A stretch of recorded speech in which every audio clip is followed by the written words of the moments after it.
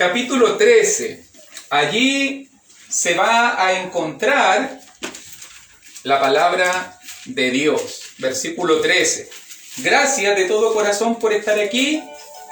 Muchas, pero muchas gracias por su constancia. Es la palabra correcta. Hechos capítulo 13. Estamos por si acaso, a ver si me ayudas un poquito, Elías, con el mapa.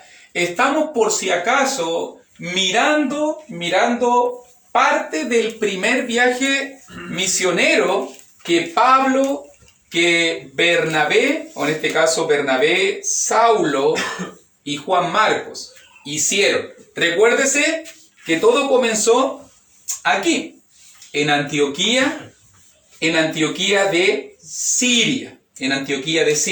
¿Ok? Y ayúdame por favor con la próxima diapositiva, porque sabemos nosotros, por lo que hemos visto hasta el momento, la cronología de este primer viaje misionero. Recuerde que son 3, Bernabé a cargo del viaje, Saulo como el segundo y Juan Marcos como un ayudante. Eso lo sabemos nosotros, de que Juan Marcos es el ayudante en el 13:5. Por si acaso, en el 13:5. Y lo que estamos mirando hasta el momento, primera parte, la iglesia en Antioquía de Siria cuando sale el viaje misionero. Segundo, lo que miramos nosotros en el 13:5, la obra en Salamina, en la isla de Chipre, por si acaso en la isla de Chipre, donde no se mencionan convertidos. Recuerde que dijimos la clase pasada, debe ser el primer traspié, el primer fracaso en el viaje misionero. Imagínense comenzar un viaje misionero y la primera ciudad que ellos visitan, inmediatamente no pasa nada. Predican la palabra, pero no se menciona ningún convertido. Y después de eso, la porción donde nos quedamos también la lección pasada, en Pafos.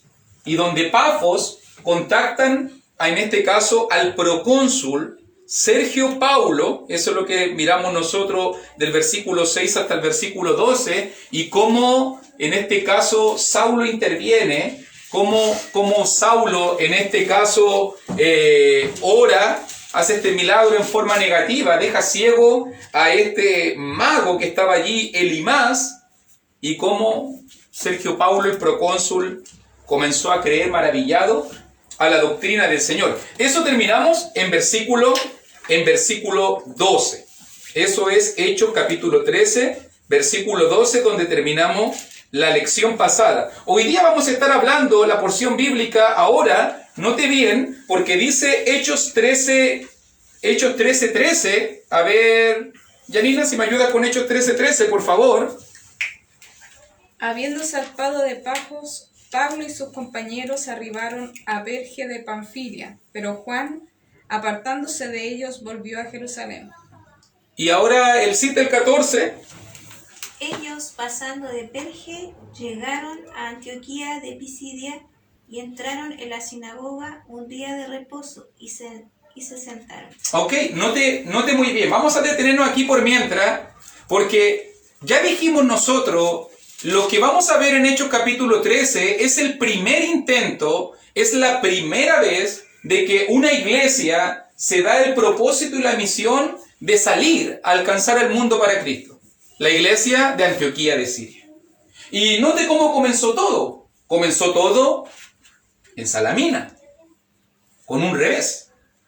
Primer viaje, primera ciudad visitada. Imagínense todos los preparativos que se hicieron, los recursos que se juntaron, las oraciones que se hicieron, la linda despedida, y van a llegar al primer lugar y ¡pum! Como diríamos nosotros en buen chileno, rebotaron. Y no pasó nada. No pasó nada. Primer revés de la obra. Note que entre el versículo 13 y el versículo 14 va a surgir el segundo revés de la obra. El segundo revés de la obra. ¿Y cuál es el segundo revés de la obra? Ayúdame, por favor. ¿Cuál es el segundo revés de la obra? Según versículo 13. ¿Cuál es el segundo revés de la obra? Si lo ves allí, Hechos capítulo 13, versículo 13. ¿Qué sucedió? No. ¿Cuál es el segundo revés de la obra? ¿Cuál es el problema que están viendo ahora? Juan volvió a Jerusalén. Ok, nótelo bien. Juan apartándose de ellos. Por si acaso, hay un detalle en versículo 13 que se menciona. Si usted se fija en el capítulo 11, cuando comienza la obra en Antioquía de Siria, siempre, no sé si usted ha escuchado eso, de que siempre que se nombre en el primer lugar es el que lleva el liderazgo. Normalmente en los escritos bíblicos, siempre que se menciona en primer lugar, es el que lleva el liderazgo. Es el que lleva el liderazgo. Y desde Hechos capítulo 11, cuando se habla del equipo misionero de Bernabé y Saulo, siempre Bernabé se nombra primero. Desde Hechos capítulo 11. Incluso en Hechos capítulo 13, Bernabé en el versículo 1 se menciona primero, último Saulo. Incluso en versículo 2 el Espíritu Santo habla, apartarme a Bernabé y a Saulo. Versículo 7 también de Hechos capítulo 13, llamando a Bernabé y a Saulo. Note, por lo menos 3 o 5 veces aparece en el relato bíblico, Hechos capítulo 11, Hechos capítulo 13, que Bernabé se menciona en el primer lugar. Pero desde que Saulo interviene de una manera milagrosa, desde que Saulo hizo ese milagro contra Elimás, contra Bar Jesús, ya nunca más se habla de Bernabé y Saulo. ¿Cómo se menciona ahora? Versículo 13. Es un detalle, la gente no lo nota, pero es un detalle. Porque ahora va a decir Pablo y sus compañeros. Algo cambió en el viaje. El rumbo del liderazgo cambió. Comenzó el viaje siendo Bernabé el líder, el que llevaba la palabra, el que iba a cargo de todo, pero ahora, cuando Lucas tiene que contarnos el viaje, ahora dice Pablo y sus compañeros. O sea que esa obra espiritual y sobrenatural que pasó allí, en Pafos, marcó profundamente el liderazgo entre estos dos siervos de Dios. Son detallitos, pero por si acaso es importante que usted lo note para darse cuenta de esa doctrina que no es accesorio de que se menciona en primer lugar ahora a Pablo.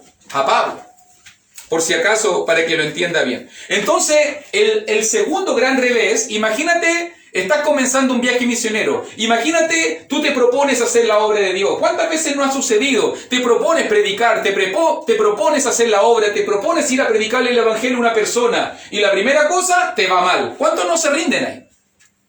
¿Cuántos en ese preciso momento, como dijimos la clase pasada, no se rendirían al primer traspié? Por imagínate el segundo traspié. Y más encima uno de tus compañeros, y más encima uno de tus ayudantes, y más encima uno de los que están sirviendo contigo, te abandona. 1/3 del equipo misionero, en ese momento desertó. 1/3 del equipo misionero. Otros dirían en porcentaje, el 33% del equipo misionero desertó en ese momento. Con la ida de Juan Marcos. Juan Marcos es un joven, por si acaso, para que usted lo entienda. Juan Marcos es el mismo joven que en Hechos capítulo 12, en su casa, en la casa de su madre, se hacían oraciones en la iglesia de Jerusalén. Este mismo Juan Marcos, por si acaso, va a ser en el futuro el que va a escribir el Evangelio de Marcos, por si acaso. Pero en este momento es un joven. En este momento es un inexperto. Yo no sé lo que pasó en la mente de Juan Marcos. Yo quiero animarte porque hay un estudio muy bonito de la vida de Juan Marcos. Porque muchas veces, si usted se fija muy bien, Juan Marcos empezó su ministerio de la peor manera posible. Horrible. El que lo mandaron a un viaje misionero, imagínate la escena. Todo lo que implica un viaje misionero. El hermano Juan Marcos va a ir a viajar con Bernabé, con Saulo, tremenda misión, va a ir de ayudante, va a ir como el evangelista del futuro, ahora sí, va a ir el siervo de Dios, va a ir a predicar, el domingo oran, los hermanos van al barco, hermanitos, que le vaya bien, que Dios les bendiga, hagan hartos convertidos, prediquen por todo el mundo, y no pasa ni una por semana, y Juan Marcos llega con las maletas. ¿Qué te pasó, Juan Marcos? ¿Y el viaje? No, lo que pasa es que... Y tuvo que volver con la cola entre las piernas. Imagínate lo fuerte que tiene que haber sido para una persona. El que salió con la bendición de todos, con la venia de todos, con la oración y la imposición de mano, tiene que regresar humillado. Y más encima, por si acaso, quedó escrito aquí. Tiene que haber sido un estigma. Ahí va Juan Marcos, el que dejó la obra botada. Por si acaso Pablo no se lo perdonó. Hasta el capítulo 15 volvió a sacarlo después. Hubo una pelea por culpa de esta deserción. Después te va a ir viendo cómo progresa el argumento y se va a dar cuenta que esto no va a pasar desapercibido por Pablo. Pablo no quiere trabajar con alguien que deja la obra botada. Por lo menos Pablo es así. Y va a haber un problema con Bernabé. Usted después, si quiere verlo, eso va a pasar en Hechos 15. Pero note lo que pasó. ¿Será inexperiencia? ¿Será juventud? ¿Será decepción? ¿Será que no se cumplieron sus objetivos? ¿Será que le dio miedo? Puede ser cualquier problema. Pero Juan Marcos se rindió al primer problema. ¿Cuántos hoy en día no se han rendido como Juan Marcos? ¿Cuántos hoy en día, al primer problema, a la primera situación, inmediatamente dejan a Cristo? Dejan el Evangelio, dejan la voluntad de Dios, dejan su servicio, dejan los dones, dejan los ministerios. Juan Marcos es representativo. Juan Marcos es representativo de muchos cristianos, como dice allí, apartándose de ellos. Tiene que haber sido fuerte, tiene que haber sido triste. Yo me pongo en el caso de Juan Marcos, que tiene que haber sido súper fuerte para él enfrentar la obra, porque la obra es difícil, la obra es extenuante, la obra trae desilusiones, la obra trae contradicciones, y tal vez Juan Marcos no fue capaz de llevar ese peso, y quiere ser honesto consigo mismo, no se siente preparado, y deja el barco. Pero por otro lado, tiene que haber sido súper fuerte para Saulo y Bernabé. Tiene que haber sido súper fuerte para Saulo y Bernabé el tener que enfrentar esa deserción. ¿Seguirías tú en el viaje si pasa eso? Sea honesto. ¿Seguiría usted en el viaje? El Espíritu Santo nos mandó. ¡Wow! ¡Qué lindo que el Espíritu Santo nos haya mandado! Primera ciudad visitada, no pasa nada. Segunda cosa, más encima, Juan Marcos dejó botada la obra. Y Bernabé y Saulo, viéndose ante el desafío, ¿qué hacemos ahora? ¿Qué hacemos ahora cuando de los 3 integrantes, uno de ellos dejó inmediatamente botado el servicio a Dios? Vuelvo a preguntármelo. ¿Cuántos hoy en día no se hubiesen rendido ante esa desilusión? ¿Cuántos hoy en día, al no ver el apoyo de otros, al no sentir el apoyo de otro, al sentirse solo, al sentirse abandonado, cuántos no han tomado la decisión de desertar y dejar todo de lado? Por eso yo quiero hablar también hoy día positivamente del carácter de Bernabé y Saulo, porque para Bernabé y Saulo tiene que haber sido súper fuerte este proceso, pero al mismo tiempo también mostró la esencia del carácter de estos hombres. Que no se iban a derrumbar y no se iban a vencer, aunque en una ciudad nadie los escuchara y no hubiera ningún convertido, y aún incluso aunque de sus propios compañeros no quisieran apoyarlo en la obra. Bernabé y Saulo siguieron en el mismo propósito. De ese corazón eran estos hombres.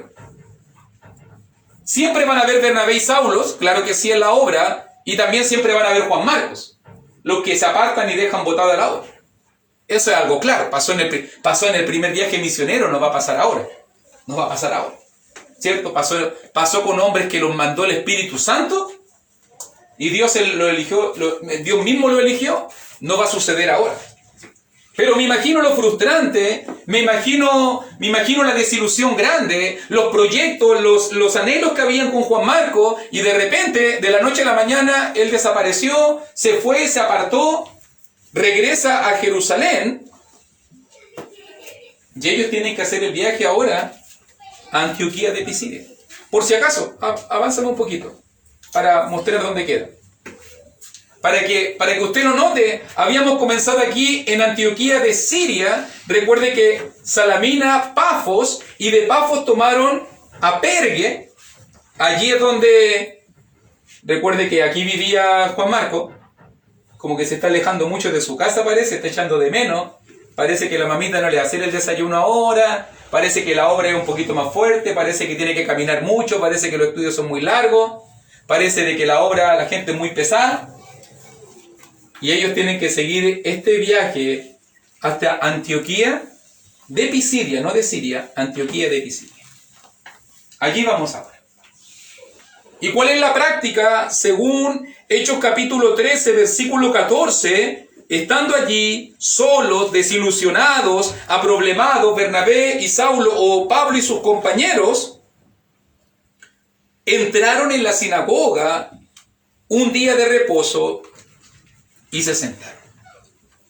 Como práctica habitual, por si acaso, normalmente Pablo y sus compañeros, cuando tenían que ir a predicar la palabra, normalmente entraban a la sinagoga. Iban primero a mostrarle el evangelio a los judíos. ¿Será porque ellos eran más proclives a escuchar la palabra? ¿Será porque ellos leían la ley? ¿Porque ellos tenían una oportunidad de poder hablarle la palabra de Dios? Tal vez era más fácil hablarle a los judíos que a los gentiles que creían en otros dioses, que siempre ellos comenzaban en cada ciudad y en cada obra misionera, como cabeza de playa, ir hacia la sinagoga y allí captar, en este caso, nuevos seguidores.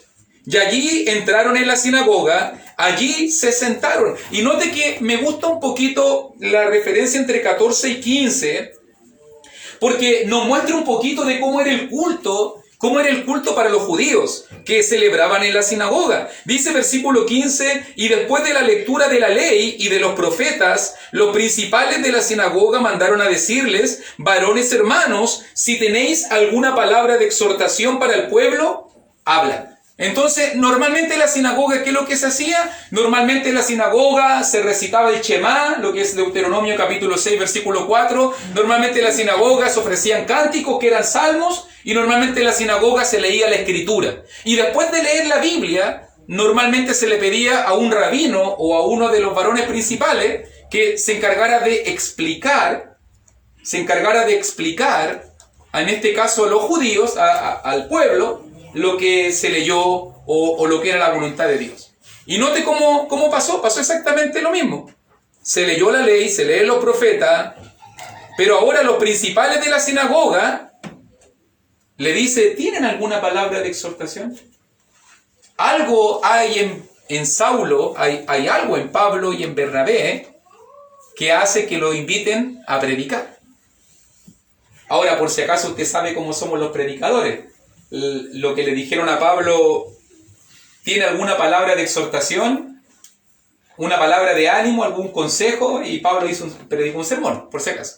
Y uno de los más largos que predicó, por lo menos 27 versículos dedicados a este sermón, o un poco más. Pero fíjese cómo Pablo le dicen: ¿nos puede dar algunas palabritas de ánimo? Y las palabritas de ánimo fueron: saquen su Biblia y empecemos a mirar al tiro lo que dice la palabra. Eso fue lo que hizo Pablo, por si acaso. Y Pablo dice allí, versículo 16, levantándose, hecha señal de silencio con la mano, dijo: varones israelitas, note bien mi hermanito, versículo, por si acaso, esto lo digo de una forma estilística. Siempre se ha dicho, siempre cuando se capacitan nuevos predicadores, siempre se dice que el sermón tiene 3 partes. Siempre los sermones tienen 3 partes. Siempre tienen una introducción, un contenido, un grueso punto principal, y han tenido una conclusión, por si acaso, o aplicación. 3 puntos. La introducción, el punto central y la conclusión. Si usted se fija, el sermón de Pablo tiene 3 puntos. Tiene 3 puntos, exactamente. ¿Y cómo marcamos esos puntos? Si usted analiza la argumentativa de Pablo, versículo 15, varones hermanos. Versículo 26, varones hermanos. Versículo 38, varones hermanos. 3 puntos Pablo va a destacar. Como buen predicador, como buen maestro, Pablo va a hacer una buena introducción en cuanto a la historia de Israel. Pablo va a hablar del punto principal que viene a hablarle, que es Jesucristo como el Mesías. Y como conclusión o aplicación, Pablo va a predicarles el Evangelio y los va a invitar a la salvación. Y los va a invitar a la salvación. Si usted se fija, respeta exactamente la retórica, el estilo, el método y la forma, cómo se hacían las homilías o cómo se hacían las predicaciones o sermones, por si acaso. Para darse cuenta que Pablo era un hombre muy experto, muy erudito, muy capacitado en el arte de predicar, y se nota en sus palabras, en su argumento, en sus puntos y en el enfoque que busca, que es un hombre que sabe muy bien lo que está haciendo. Un hombre que sabe muy bien lo que está haciendo. Le pidieron unas palabras de exhortación y Pablo va a dar un sermón propiamente tal, con toda una estructura, con puntos principales, con llamados, con aplicaciones y todo eso. Para que usted entienda, y no, porque la gente a veces hoy día toma, no, si hay que predicar nomás, léete un versículo bíblico y dice cualquier cuestión nomás, y total, lo que la gente entiende y lo que quiere hacer está súper bien. Por lo menos para Pablo no era así. Había una forma clara de lo que quería transmitir. Y Pablo llama varones hermanos, versículo 16, varones israelitas, versículo 26, como dije, varones hermanos. Note el uso de que Pablo es cristiano ahora, es cristiano de origen judío, pero él llama hermanos a los judíos de origen griego. Para que usted lo entienda. Nótelo. Pablo llama hermanos a judíos de origen griego, siendo él un cristiano de origen judío. ¿Por qué Pablo le llama hermano? Porque aquí saltarían algunos al tiro diciendo, oye, dile primo, si no es nada hermano. Ellos no son hermanos de nosotros. Ellos no son... Sí, no te preocupes, este es medio rebelde. No son nada hermanos. Si usted se fija, por si acaso, el gentilicio de hermanos que Pablo va a utilizar, lo va a utilizar en este caso como hermano de nación, hermano de pueblo. Va a usarlo en ese sentido, no hermano en el sentido espiritual. Porque normalmente uno pensaría que está hablando de hermano en un sentido espiritual, pero no es hermano en sentido espiritual, porque ellos son judíos de origen griego. Mientras que Pablo es un cristiano de origen judío, ¿ok? Para que se entienda la diferencia. Por si acaso, para que alguien diga, podemos llamar a hermano a otras personas, si tú lo entiendes de una manera racial, si tú lo entiendes de una manera amistosa y no una manera espiritual, está bien. Está bien, para que por si acaso usted lo entienda. No tiene nada de malo si lo vas a usar en ese sentido. Si lo estarías usando en un sentido espiritual, ahí obviamente no corresponde, ¿cierto? En ese sentido no correspondería. ¿Por qué? Porque ¿quiénes son los verdaderos hermanos? Los que son parte del pueblo de Dios, ¿cierto? Los que son del mismo Padre, ¿cierto? Los que son del mismo Padre. Entonces, una secta o una denominación no son del mismo Padre. No podrían ser nuestro hermano en ese sentido espiritual. No podrían ser nuestro hermano en ese sentido espiritual. Pero Pablo no se hace problema. O sea, para que usted entienda, Pablo no se va a hacer problema. No se va a hacer problema con eso. Son vecinos hermanos. ¿Ah? Son vecinos hermanos. Claro, en ese sentido de gentilicio, de familiaridad, de nación, no en el tema de hermandad espiritual. Si uno lo usa de esa manera, no tiene nada de malo como Pablo lo usó. Versículo 17, note ahora, vamos al argumento de Pablo, versículo 17 al versículo 26. Vamos a leer entre todos. Me gustaría pedirle, a ver si Elías me ayuda, por favor, leyendo versículo 17, Janina 18, Elcita 19, Luciano 20, Lucas 21, versículo 21, no capítulo por si acaso. La Elenita el 22, ¿bailalo? ¿También? Ok. La Claudita 23, el Edison 24, el John 25 y la Prisi va a terminar el 26. Ok. ¿Alcanzó para todo? ¿Alcanzó para todo? Sí. Dele. 17, por favor, Eli. El Dios de este pueblo de Israel escogió a nuestros padres y enalteció al pueblo, siendo ellos extranjeros en tierra de Egipto. y con brazo levantado los sacó de ella. Y por un tiempo como de 40 años los soportó en el desierto. Y habiendo destruido 7 naciones en la tierra de Canaán, le dio en herencia su territorio. Después, como por 450 años, les dijo jueces hasta el profeta Samuel. Luego el pueblo suplicó por un rey, y Dios les dio a Saúl, hijo de Cis, un hombre de la tribu de Benjamín, que reinó durante 40 años. Quitado le levantó por rey a David, de quien dio también testimonio diciendo: He hallado a David, hijo de Isaí, varón conforme a mi corazón, quien hará todo lo que yo quiero. De la descendencia de y conforme a la promesa, Dios levantó a Jesús por Salvador a Israel. Edison 24. Antes de su venida predicó Juan el bautismo de arrepentimiento a todo el pueblo de Israel. Mas cuando Juan terminaba su carrera, dijo: ¿Quién pensáis que soy? No soy yo él, mas he aquí viene tras mí uno de quien no soy digno de desatar el calzado de los pies.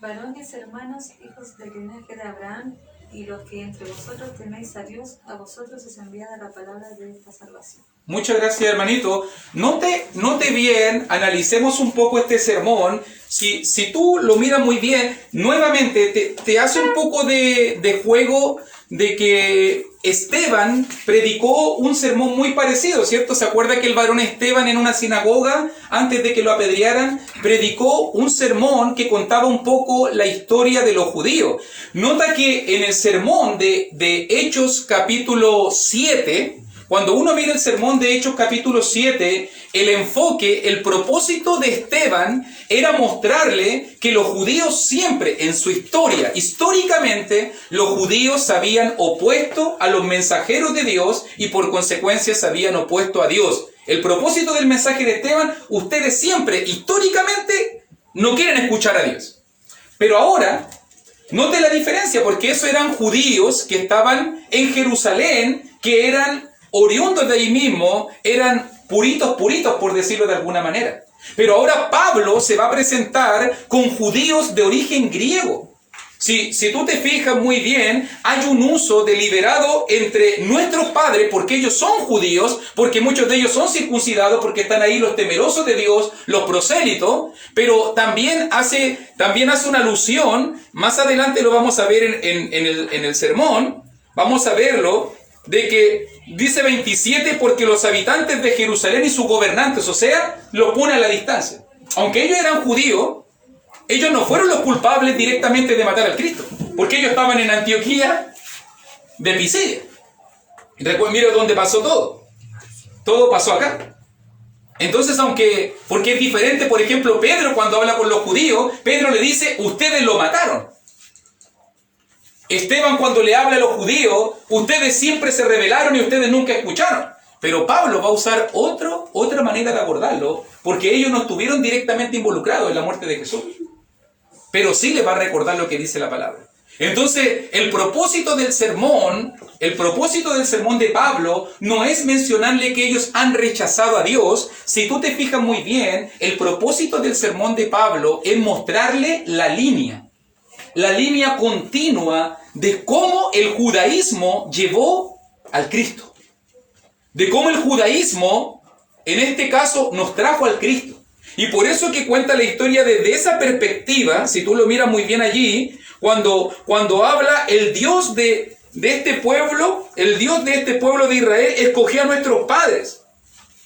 Y note que comienza a recordar la historia de liberación en la tierra de Egipto. Y cómo Dios, note el centro del mensaje, Dios, el Dios de nuestros padres, el Dios que se enalteció al pueblo, el Dios que los sacó con brazo levantado. El centro del sermón de Pablo es mostrar que Dios ha hecho, a través de la historia de los judíos, la historia de la salvación y cómo nos llegó Cristo. ¿Y cómo nos llegó Cristo? Para decirle, miren, ustedes son descendientes de toda esta historia de salvación y de cómo Dios a través de sus generaciones y sus generaciones siempre tuvo un pueblo fiel, un remanente que trajera la salvación. Y si tú te fijas muy bien, 18 por un tiempo de 40 años lo soportó en el desierto. ¿Quién lo soportó en el desierto? Dios. El centro del mensaje, Dios. Y habiendo destruido 7 naciones. ¿Quién destruyó 7 naciones? Dios. Si tú te fijas, todo se va centrando en este sermón, en la obra de Dios. En el sermón de Esteban, todo era ustedes rechazaron, ustedes rechazaron, ustedes rechazaron. Se centraba en el hombre.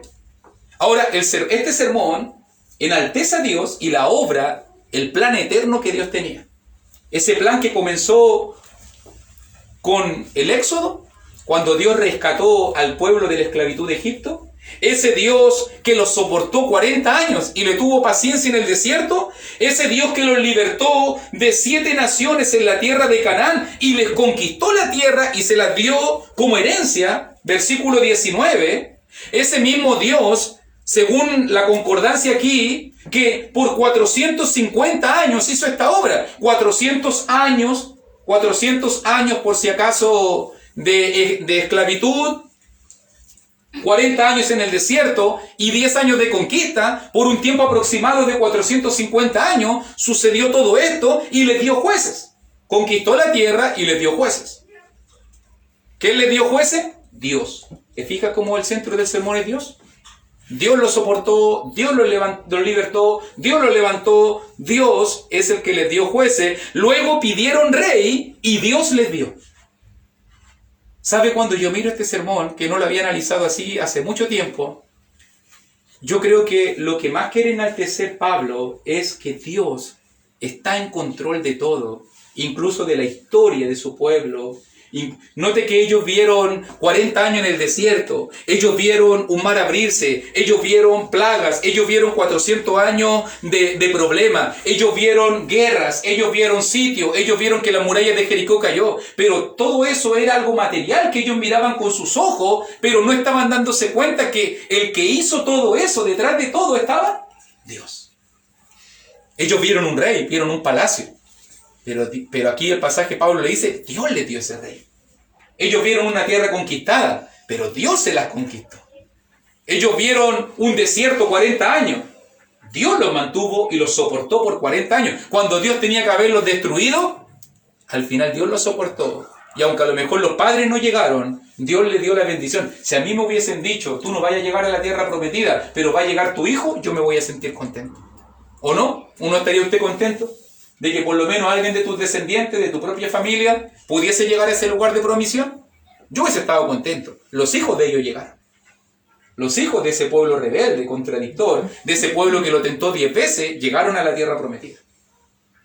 Para que usted se dé cuenta muy bien del linaje espiritual. Luego pidieron rey, Dios les dio a Saúl, hijo de Cis, y así comienza la historia del reino, dirigido de la mano de Dios. Por 40 años, ¿el primer rey quién fue? Fíjese todos los periodos que está hablando Pablo. Un hombre conocedor de la Escritura, educado por Gamaliel, hablando de la historia en el Éxodo. Los 400 años de esclavitud, los 40 años en el desierto. El periodo de conquista, el periodo de conquista. El periodo de los jueces. Si usted va mirando, Pablo está haciendo una cronología de toda la historia de Israel. Y después de eso viene el periodo de los reyes. Recuerde la libertad de la esclavitud. Después de eso, los 40 años en el desierto. Después de eso, la conquista de la tierra prometida. Después de eso, el periodo de los jueces. Y después de eso, el periodo de los reyes. Y quitado versículo 22, le levantó por rey a David. Y Pablo quiere llevar a David. ¿Por qué? Porque de la descendencia de él, dice la profecía bíblica, va a venir el Cristo. Pablo quiere llegar a David, de quien dio también testimonio diciendo, he hallado a David, hijo de Isaí, varón conforme a mi corazón. Nuevamente el centro del mensaje, Dios, quien hará todo lo que yo quiero. El que está hablando aquí es Dios, y mostrando el lindo corazón que tenía David, cómo Dios eligió a su siervo, a un descendiente. Por si acaso había una profecía que no se menciona mucho, pero hay una profecía en Génesis 49:10 que dice que de Siló y de un descendiente de la tribu de Judá va a venir el legislador y va a venir aquel que va a libertar a Israel. Ya estaba dicho miles y miles de años antes que un descendiente de la tribu de Judá tenía que hacer eso. porque Judá fue uno de los hijos más justos o dentro de los menos rebeldes de los que tuvo en este caso Israel. ¿Y de qué linaje es Jesús? ¿Y David? David es de Belén, hijo de Isaí, de la tribu de Judá. ¿Y de dónde? ¿Y de qué linaje es Jesucristo? Descendiente de David, de la tribu de Judá. Exactamente lo que dijo Génesis 49:10, que un descendiente de la tribu de Judá se iba a sentar en el trono y después de eso representativamente iba a ser el rey de los judíos, se cumplió exactamente. Por eso que David es el centro de este mensaje también, porque dice de la descendencia de este, versículo 23, y conforme a la promesa, Dios levantó a Jesús por Salvador a Israel.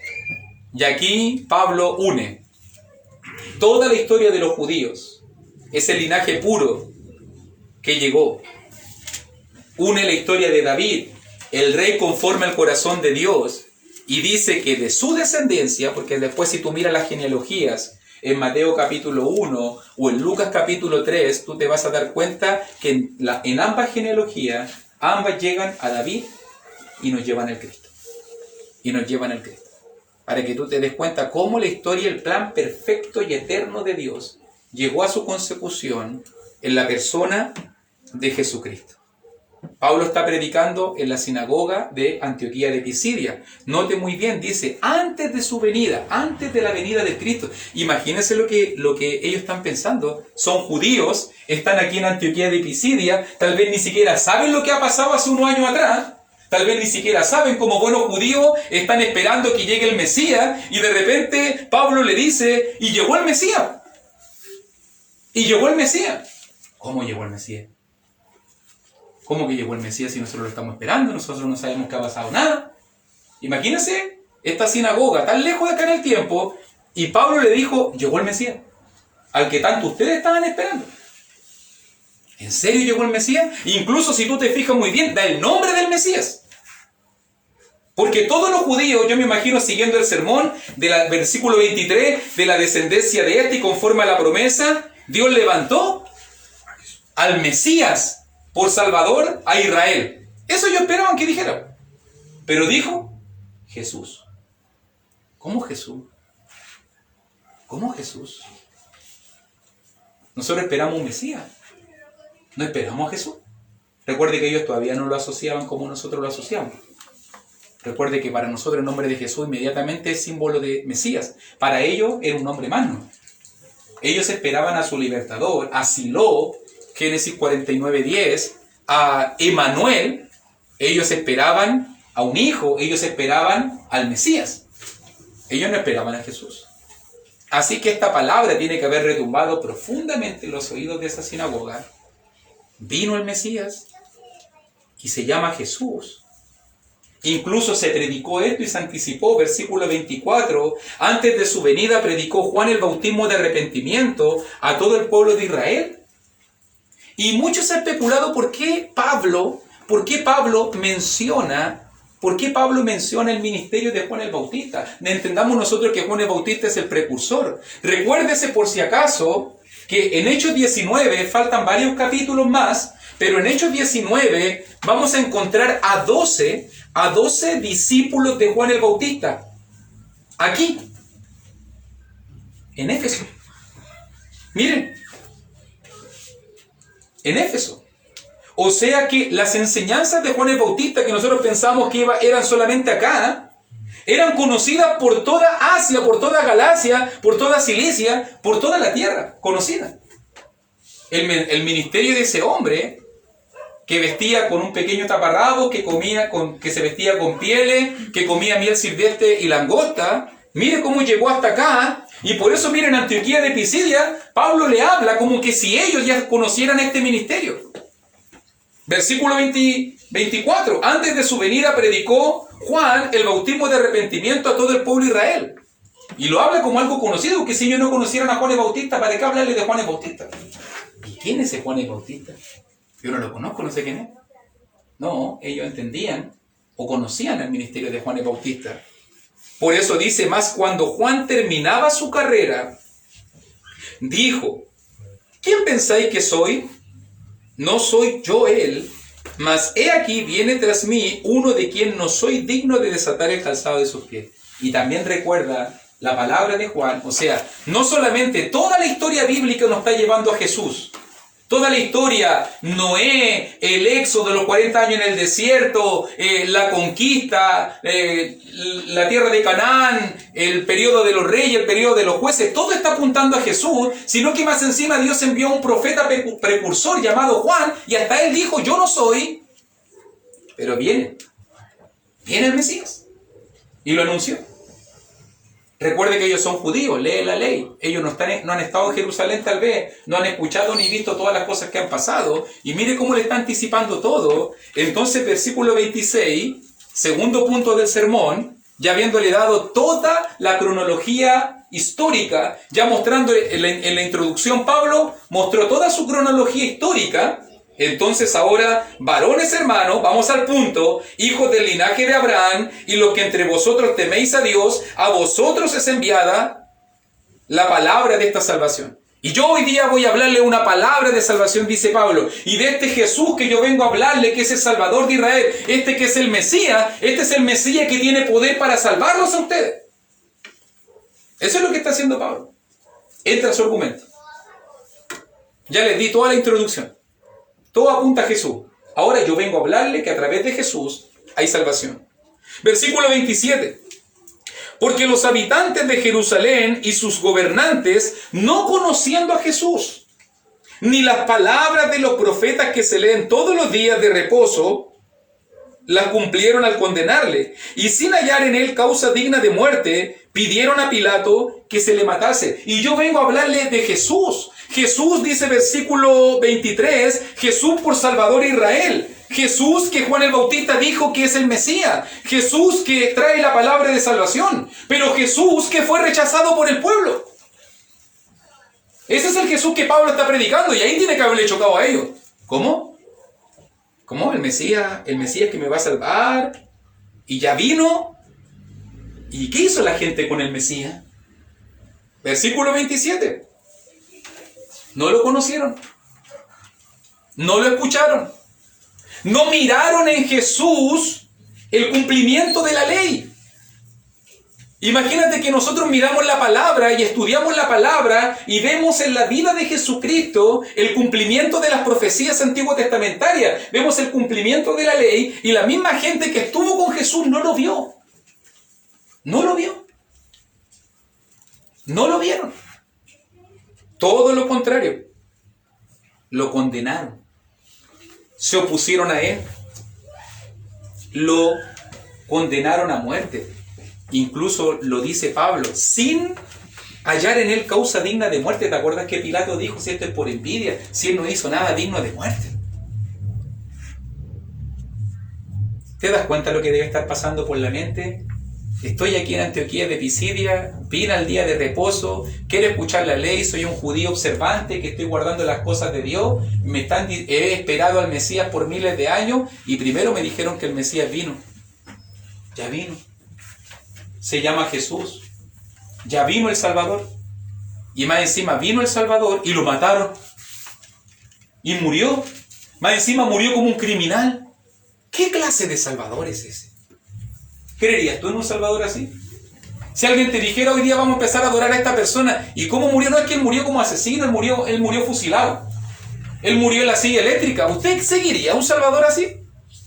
¿Que murió condenado por la ley? Eso se llama el tropiezo de la cruz. Eso es el tropiezo de la cruz. Porque fue difícil para los judíos poder aceptar que su rey y su Salvador murió como un criminal en una cruz. Porque la cruz para los judíos era maldición. Murió como maldito. ¿Cómo voy a seguir yo un Dios maldito? ¿Cómo voy a seguir un Dios criminal? Así se burlaban los romanos de nosotros por si acaso en el primer siglo. El Dios que ustedes adoran es un criminal, murió condenado como un preso. Así se burlaban. Así se burlaban por si acaso. Incluso la primera imagen física que se tiene de la cruz, yo me acuerdo el otro día que lo estaba leyendo y alguien lo citó por ahí, la primera imagen física es un romano aproximadamente como en el año 100, algo por ahí, hizo un dibujo en una pared, hizo una cruz y le puso una cabeza de burro. Y así se burlaban de nosotros. Adoran a un Dios crucificado, adoran a un Dios criminal, adoran a un Dios que murió condenado. Así se burlaban. Gracias a Dios, la gente no lo creyó, pero fíjate bien, ya en el año 100 se hablaba de la realidad de Jesucristo. Para ellos era real, no te vayas a burlar de algo que no existe, ¿cierto? No te vas a burlar de esa manera de algo que no es real. Obviamente que ellos se burlaron porque era algo real, pero fíjate muy bien que Pablo aclara todo esto, porque aunque nuestro Rey y nuestro Señor murió condenado, no había en él causa digna. Él no pecó. Él no lo merecía. Pilato mismo lo dijo. Entonces Jesús no murió como un criminal. Murió para salvarnos a nosotros. Él no hizo nada malo para estar allí. Y él con eso quiere eliminar inmediatamente las dudas en esa sinagoga para entender que el Mesías no murió como un criminal. Incluso versículo 29, y habiendo cumplido todas las cosas que de él estaban escritas, Jesús, número 1, Pablo lo vindica, no es un criminal. Número 2, él es el que vino a cumplir. Él es el cumplimiento. Consumado es, dijo en la cruz. Yo cumplí todo. Cumplí toda la ley. Y nota lo que está diciendo, un Mesías que cumplió exactamente cada palabra, cada coma, cada tilde, cumplió la ley en cada profecía, cumplió la ley en observancia y obediencia, uno que cumplió cada aspecto y profecía de la ley. E incluso dice versículo 29, quitándolo del madero, lo pusieron en el sepulcro, mas Dios le levantó de los muertos. Y lo vamos a dejar hasta aquí por la hora, para que podamos continuar la próxima semana analizando este sermón. Pero tú te estás dando cuenta de cuál es el centro del mensaje de Pablo. Versículo 28, muerte. Versículo 29, sepulcro. Versículo 29, sepulcro. Versículo 30, resurrección. Pablo está predicando el Evangelio. Ese es el centro de su mensaje. Pablo va a hablar de la muerte del Cristo, que no hubo causa digna de muerte, pero aún así lo mataron, de que fue puesto en el sepulcro, fue sepultado, y de que Él resucitó. Él está en el centro de su mensaje. ¿Qué es lo que tenemos que predicarle nosotros a la gente? ¿Qué hizo Pablo en la sinagoga de Antioquía de Pisidia? Muerte, sepultura, resurrección. ¿Qué le predicamos a la gente hoy en día? Muerte, sepultura y resurrección. De ahí nos vamos a dar cuenta, obviamente, a qué nos va a llevar la muerte, sepultura y resurrección, porque después de eso, si tú te fijas muy bien, va a haber una tremenda obra y se va a establecer una congregación aquí. Y por si acaso después vamos a ir mirando en el capítulo 14 que no solo aquí, sino que también en Iconio, en Listra, en Derbe y en todo Galacia. En toda la zona de Galacia, por si acaso. Esto es Galacia, por si acaso. Estas son las congregaciones que se le escribió la carta de Gálatas, por si acaso, para que usted lo entienda. ¿Ok? Entonces, ¿cómo terminamos hoy día? Con la predicación del Evangelio. Pablo claramente está mostrando la muerte, la sepultura, o está usando la ley para mostrar la muerte, la sepultura y la resurrección de Jesús. Exactamente el mismo mensaje que predicamos nosotros. Así que, mucho ánimo.